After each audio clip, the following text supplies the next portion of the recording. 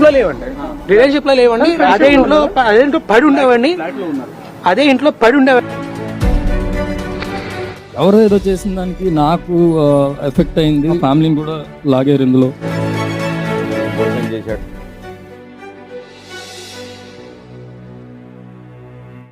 నమస్తే folks, welcome to my channel. Folks, మనం వెళ్ళిన చోట మర్యాద లేదనడం తప్పు, మర్యాద లేని చోటుకు వెళ్ళడం మనం చేసిన తప్పు. అసలు నేను ఈ మాట చెప్పడానికి గల కారణం సెలబ్రిటీలపై నమోదవుతున్న లైంగిక వేధింపుల కేసులే. సినిమా ఇండస్ట్రీలో ఒక ఛాన్స్ రావడం అనేది చాలా కష్టమైనా కూడా చాలా మంది సినిమా ఆఫీసుల చుట్టూ, స్టూడియోల చుట్టూ తిరుగుతూ ఒక ఛాన్స్ వస్తే తమ లైఫ్ మారిపోతుంది అనుకుంటారు. అలా ఆఫీసుల చుట్టూ తిరిగే అమ్మాయిల అవసరాన్ని కొంతమంది కామాంధులు ఆసరగా వాడుకొని ఛాన్స్లు ఇప్పిస్తామని వారిని ఉపయోగించుకుంటూ ముఖం చాటేస్తున్నారు. ఇక అలా సినిమా ఇండస్ట్రీలోనే కాకుండా సోషల్ మీడియా ఇన్ఫ్లుయెన్సర్స్ పై, ముఖ్యంగా యూట్యూబర్స్ పై కూడా వరుసగా ఇలాంటి అత్యాచార కేసులు నమోదవుతున్నాయి. అసలు కష్టపడి ఎదుగుతున్న సమయంలో ఇలాంటి తప్పులు ఎందుకు చేస్తున్నారు? నిజంగానే తప్పు ఒకరి వైపే ఉందా, లేక ఒక్కరినే కార్నర్ చేస్తున్నారా? ఇలాంటి కేసుల్లో ఇరుక్కొని జైలు పాలైన ఆ సెలబ్రిటీలు ఎవరనేది ఈ వీడియోలో చెప్పడానికి నేను ప్రయత్నిస్తాను. మీరు మాత్రం ఈ వీడియోని పూర్తిగా చూడండి. అలా మొదటిగా చందు. ఇతను యూట్యూబ్ లో పక్కింటి కుర్రాడు, చందుగాడు అనే పేర్లతో ఫేమస్ అయి నాన్నతో మిర్జాపూర్, లిప్లాక్, లివింగ్ గొడవలు, వర్జిన్ కష్టాలు, నాన్నతో అర్జున్ రెడ్డి లాంటి వీడియోల వల్ల అతి తక్కువ సమయంలోనే యూట్యూబ్ లో మంచి సబ్స్క్రైబర్స్ ని సంపాదించుకున్నాడు. ఇక ఇదిలా ఉంటే ఒక అమ్మాయి చందుకి ఇన్స్టాగ్రామ్ లో మెసేజ్ చేస్తూ తనకి యాక్టింగ్ అంటే ఇష్టమని ఒక ఛాన్స్ ఇవ్వమని అడగగా అందుకు చందు ఆ అమ్మాయికి తన నెంబర్ ని షేర్ చేసి మరుసటి రోజు కలవడం జరిగింది. ఇక అలా వీరిద్దరూ తరచూ కలుస్తుండడంతో వీరిద్దరి మధ్య మంచి పరిచయం పెరిగి ఆ పరిచయం కాస్త నిదానంగా ప్రేమగా మారింది. ఇక అలా వీడియోస్ లో యాక్ట్ చేస్తే తమ ఇంట్లో పెళ్లికి ఒప్పుకోరని చందు ఆ అమ్మాయికి చెప్పడంతో అప్పటి నుండి ఆ అమ్మాయి యాక్టింగ్ ని వదిలేసి తన ఎడ్యుకేషన్ పై కాన్సన్ట్రేట్ చేసింది. ఇక ఇదిలా ఉంటే 2021 ఏప్రిల్ 25న ఆ అమ్మాయి పుట్టినరోజు కావడంతో తన ఫ్లాట్ లో చందు ఒక పార్టీని అరేంజ్ చేశాడు. ఇక అలా ఆ పార్టీకి వచ్చిన ఆ అమ్మాయి కేక్ కట్ చేసిన తర్వాత చందు ఆమెకి గోల్డ్ రింగ్ తో పెళ్లి కోసం ప్రపోజ్ చేయగా ఆ అమ్మాయి అందుకు ఒప్పుకోవడంతో ఆ రాత్రి వీరిద్దరూ లైంగికంగా కలవడం జరిగింది. ఇక అలా అప్పటి నుండి తరచూ వీరిద్దరూ లైంగికంగా కలుస్తూ తమ రిలేషన్ లో హ్యాపీగా ఉండేవారు. ఇదిలా ఉంటే 2 సంవత్సరాలైనా చందు పెళ్లి మాట ఎత్తకపోవడంతో ఆ అమ్మాయి హైదరాబాద్ లో ఉన్న చందు తల్లిదండ్రుల దగ్గరికి వెళ్లి తమ రిలేషన్ గురించి చెబుతూ పెళ్లి కోసం అడగగా వారు ఆ అమ్మాయిని అవమానించి పంపించడంతో ఆ అమ్మాయికి వేరే దారి లేక 2023 డిసెంబర్ 15న నార్సింగ్ పోలీస్ స్టేషన్ లో చందుపై అత్యాచారం, చీటింగ్, SC/ST అట్రాసిటీ చట్టాల కింద కేసుని నమోదు చేశారు. అంతేకాకుండా ఈమెపై దాడి చేసినందుకు గాను చందు తల్లిదండ్రులపై కూడా కేసు నమోదు చేయగా కోర్టులో చందు చేసిన తప్పు రుజువై జైలు శిక్షని అనుభవించాల్సి వచ్చింది. రెండవది జగదీష్. పుష్ప మూవీతో కేశవాగా గుర్తింపు తెచ్చుకున్న జగదీష్ హైదరాబాద్ కి వచ్చిన మొదట్లో ఛాన్స్ కోసం ఎంత ట్రై చేసినా దొరకకపోవడంతో సినిమాల్లో జూనియర్ ఆర్టిస్ట్ గా వెళ్తుండేవాడు. ఇక ఈ క్రమంలోనే తనతో జూనియర్ ఆర్టిస్ట్ గా వచ్చే ఒక అమ్మాయితో జగదీష్ కి మంచి పరిచయం పెరిగి ఆ పరిచయం కాస్త సన్నిహిత్యంగా మారి వీరిద్దరూ ప్రేమలో పడ్డారు. దీంతో వీరిద్దరూ కలిసి ఒక ఇల్లుని అద్దెకు తీసుకొని సహజీవనం చేయడం మొదలెట్టారు. అలా ఆ అమ్మాయి జగదీష్ ని పెళ్లి చేసుకోమని చెప్పగా లైఫ్ లో సెటిల్ అయ్యాకే చేసుకుంటానని చెబుతూ 3 సంవత్సరాలు ఆమెను లైంగికంగా వాడుకుంటుండేవాడు. ఇక అలా ఎప్పుడైతే జగదీష్ కి పుష్ప మూవీలో ఛాన్స్ వచ్చిందో అప్పటి నుండి జగదీష్ ఆ అమ్మాయిని అవాయిడ్ చేయడం మొదలెట్టాడు. అలా పుష్ప మూవీ రిలీజ్ అవ్వడంతో అప్పటి నుండి జగదీష్ వేరే ఫ్లాట్ కి షిఫ్ట్ అయి అక్కడే ఉంటూ వరుస సినిమాలు చేస్తూ ఆ అమ్మాయిని అవాయిడ్ చేసేవాడు. అలా తను ఫోన్ చేసిన బ్లాక్ లో పెట్టడంతో తను మోసపోయానని గ్రహించిన ఆ అమ్మాయి జగదీష్ తో ఉన్న రిలేషన్ కి ఫుల్ స్టాప్ పెట్టేసి తన లైఫ్ లో మూవ్ ఆన్ అయింది. అలా ఆ తర్వాత ఒక అసిస్టెంట్ డైరెక్టర్ తో ఈమె ప్రేమలో పడి అతనితో కలిసి తిరుగుతూ క్లోజ్ గా ఉంటుందని తెలుసుకున్న జగదీష్ తట్టుకోలేకపోయాడు. దీంతో మళ్ళీ ఆ అమ్మాయిని కలిసి తను పెళ్లి చేసుకోను గాని రిలేషన్ ని మాత్రం కంటిన్యూ చేస్తా అని చెప్పగా ఆ అమ్మాయి జగదీష్ ని అవమానించి పంపించేసింది. ఇక ఈ అవమానాన్ని తట్టుకోలేని జగదీష్ ఆ అమ్మాయికి ఎలాగైనా బుద్ధి చెప్పాలని ఒక రోజు తన బాయ్ ఫ్రెండ్ తో ఆ అమ్మాయి క్లోజ్ గా ఉన్నప్పుడు కిటికీలో నుండి వారి ఫోటోలు, వీడియోలని తీసుకొని వెళ్ళిపోయాడు. అలా మరుసటి రోజు జగదీష్ ఆ అమ్మాయిని కలిసి తన వీడియోస్ ని, ఫొటోస్ ని చూపిస్తూ తను చెప్పినట్లు వినకపోతే ఆ ఫొటోస్, వీడియోస్ ని సోషల్ మీడియాలో రిలీజ్ చేస్తానని బెదిరించడంతో ఆ అమ్మాయికి వేరే దారి లేక జగదీష్ చెప్పినట్లు వింటూ అతన్ని లైంగికంగా సుఖపెడుతుండేది. కానీ వీరిద్దరూ క్లోజ్ గా ఉండే విషయం ఆ అమ్మాయి బాయ్ ఫ్రెండ్ కి తెలిసి ఆమెతో బ్రేకప్ చేసుకోవడంతో జీవితం మీద విసుగు చెందిన ఆ అమ్మాయి బలవన్మరణం చేసుకుంది. దీంతో ఇన్వెస్టిగేషన్ స్టార్ట్ చేసిన పోలీసులు ఆ అమ్మాయి ఫోన్ ని చెక్ చేయగా జగదీష్ ఆమె ఫోన్ కి ప్రైవేట్ ఫొటోస్, వీడియోస్ ని పంపిస్తూ వేధించాడని గ్రహించి తనని అరెస్ట్ చేయగా తన తప్పుని జగదీష్ ఒప్పుకోవడంతో జైలు పాలయ్యాడు. మూడోది చిప్పాడ భార్గవ్. ఫన్ బకెట్ భార్గవ్ పేరుతో సోషల్ మీడియాలో ఫేమస్ అయిన భార్గవ్ విశాఖపట్నంలో పుట్టి పెరిగి చదువుల మీద ఇంట్రెస్ట్ లేని కారణంగా తన టాలెంట్ ని సినిమాల్లో చూపించాలని హైదరాబాద్ కి వచ్చి ట్రై చేసినా అతనికి ఎటువంటి ఛాన్సులు దొరకలేదు. దీంతో ఒక యూట్యూబ్ ఛానల్లో ఫన్ బకెట్ అనే కామెడీ సిరీస్ లో అవకాశం దక్కించుకొని దాని ద్వారా కాస్త ఫేమస్ అయ్యాడు. అలా వచ్చిన ఫేమ్ తో కొన్ని సినిమాల్లో కూడా చిన్న చితక పాత్రలు వచ్చినా ఇతను ఆర్థికంగా చాలా సమస్యల్ని ఎదుర్కోవాల్సి వచ్చింది. ఇక అదే సమయంలో మార్కెట్లోకి వచ్చిన టిక్ టాక్ యాప్ లో తన కామెడీ స్కిట్స్ చేస్తూ అటు నేమ్ ఇటు మనీని సంపాదించేవాడు. దీంతో హైదరాబాద్ ని వదిలి విశాఖపట్నం వెళ్లిపోయి అక్కడే కొంతమంది స్నేహితులని పోగు చేసుకుని టీం భార్గవ్ అనే పేరుతో వీడియోలు చేయడం మొదలెట్టాడు. దీంతో మా టీవీ ఈటీవీ ప్రోగ్రామ్స్ లో కూడా ఇతనికి ఛాన్సులు రావడంతో టిక్ టాక్, యూట్యూబ్ ఈవెంట్స్ ద్వారా కూడా బాగా డబ్బు సంపాదించేవాడు. ఇక అలా వీడియోస్ చేసే క్రమంలో 14 ఏళ్ల ఒక అమ్మాయిని భార్గవ్ తన టీంలో జాయిన్ చేసుకున్నాడు. ముందు అన్నా చెల్లెలుగా పిలుచుకునే వీరి మధ్య రోజు రోజుకి చనువు పెరిగిన నేపథ్యంలో శారీరకంగా తరచూ కలుస్తుండడంతో ఆ అమ్మాయి ప్రెగ్నెంట్ అయింది. ఇక అలా ఆ అమ్మాయికి 4 నెలల ప్రెగ్నెన్సీ ఉందని తెలిసి ఆ అమ్మాయి పేరెంట్స్ పోలీస్ స్టేషన్ లో కేసు పెట్టారు. దీంతో భార్గవ్ ని ఫోక్సో చట్టం కింద అరెస్ట్ చేసి కోర్టులో హాజరుపరచగా ఇతను చేసిన తప్పు రుజువై జైలు పాలయ్యాడు. 4వది షణ్ముఖ్ అన్నయ్య సంపత్. సాఫ్ట్వేర్ డెవలపర్ అనే వెబ్ సిరీస్ ద్వారా మంచి క్రేజ్ ని సంపాదించుకున్న Shanmukh short films, cover songs తో వచ్చిన ఫేమ్ తో బిగ్ బాస్ షోకి కూడా వెళ్లడం జరిగింది. ఇదిలా ఉంటే ఇతని వీడియోస్ కి అమ్మాయిల్లో ఎక్కువగా ఫ్యాన్స్ ఉండేవారు. అందులో కొంతమంది ఇతనితో యాక్ట్ చేయాలని ఇన్స్టాగ్రామ్ లో మెసేజ్ చేయగా అందులో ఒక అమ్మాయి తనని అప్రోచ్ అవ్వడంతో షణ్ముఖ్ పనిచేస్తున్న ఎంసీఎన్ కంపెనీకి ఆ అమ్మాయిని తీసుకెళ్లడం జరిగింది. ఇక షణ్ముఖ్ కి సంబంధించిన అన్ని విషయాలు తన అన్నయ్య వినయ్ సంపతే చూసుకోవడంతో షణ్ముఖ్ అతని అన్నయ్యకి ఆ అమ్మాయిని పరిచయం చేయగా వీరిద్దరికి కొద్ది రోజుల్లోనే పెరిగిన సన్నిహిత్యం కారణంగా డేట్ చేయడం మొదలెట్టారు. ఇక అలా వీరిద్దరూ తరచూ హోటల్ కి వెళ్తూ లైంగికంగా కలవడంతో ఆ అమ్మాయి ప్రెగ్నెంట్ అయింది. అలా 2018లో తనని పెళ్లి చేసుకోమని ఆ అమ్మాయి వినయ్ తో గొడవ చేయగా లైఫ్ లో సెటిల్ అయ్యాకే చేసుకుంటానని నచ్చజెప్పి ఆమెకి అబార్షన్ చేయించాడు.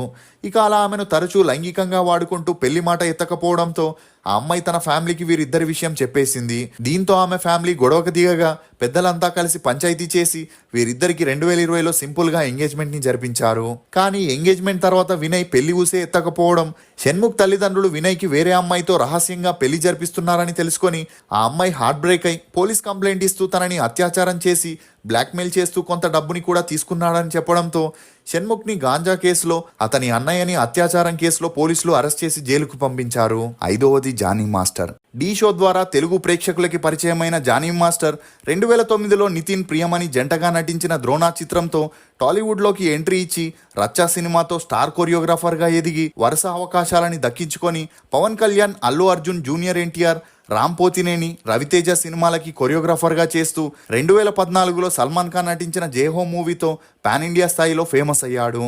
ఇక ఇదిలా ఉంటే తను కొరియోగ్రాఫర్గా చేస్తున్న సమయంలో బ్యాక్గ్రౌండ్ డాన్సర్గా వచ్చిన ఒక అమ్మాయి టాలెంట్ని చూసి ఆమెను డీ డాన్స్ షోకి రికమెండ్ చేశాడు. అంతేకాకుండా ముంబైలో కొరియోగ్రాఫర్ కార్డ్ని కూడా ఇప్పించి తనని అసిస్టెంట్ కొరియోగ్రాఫర్గా కూడా అపాయింట్ చేసుకొని ఆమెతో అవుట్డోర్ షూటింగ్కి కూడా వెళ్తుండేవాడు.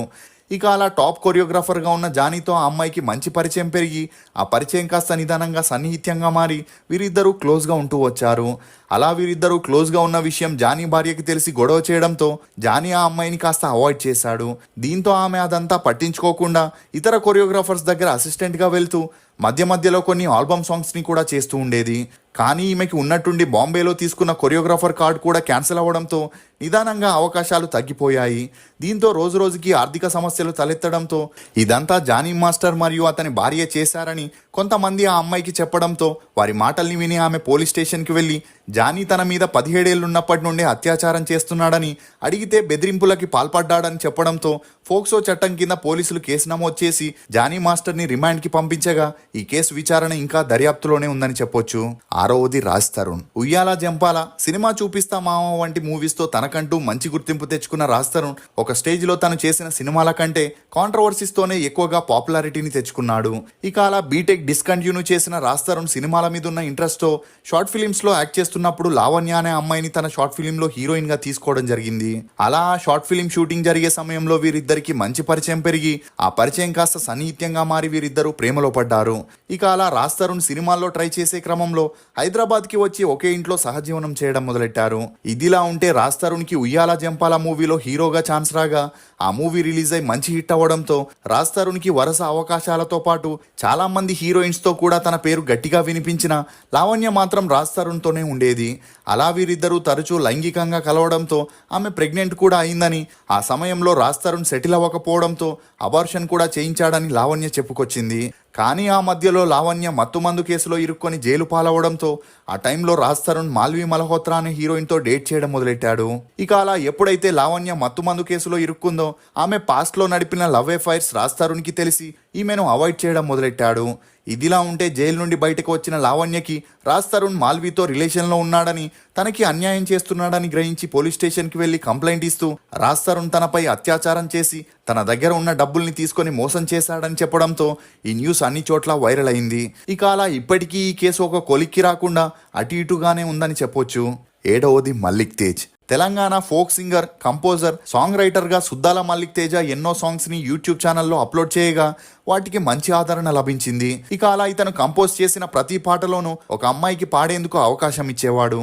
అలా వీరి కాంబోలో వచ్చిన ఎన్నో సాంగ్స్ సూపర్ హిట్గా నిలవడంతో వీరిద్దరూ కలిసి దుబాయ్ లాంటి ఫారెన్ ఈవెంట్స్కి వెళ్తూ తమ పాటల ద్వారా అందరినీ అలరించేవారు.